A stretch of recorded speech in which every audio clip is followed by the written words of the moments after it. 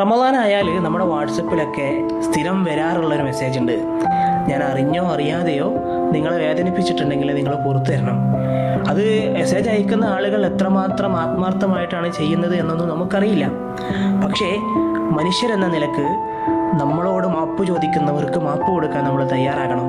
തന്നെ എത്രയോ വേട്ടയാടിയ, ദുരിതത്തിലാഴ്ത്തിയ തൻ്റെ സഹോദരന്മാർക്ക് മഹാനായ യൂസുഫ് നബി മാപ്പ് കൊടുത്തിട്ടുണ്ട്.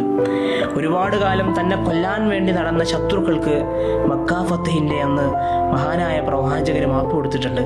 അത്രയൊന്നും വരില്ലല്ലോ നമ്മെ വേദനിപ്പിച്ച ഈ മനുഷ്യർ.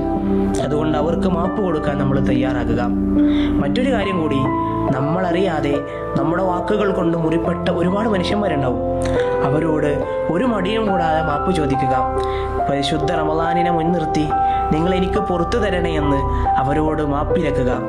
അവർ മാപ്പ് നൽകിയാൽ മാത്രമേ നമ്മുടെ ഇബാദത്തുകൾ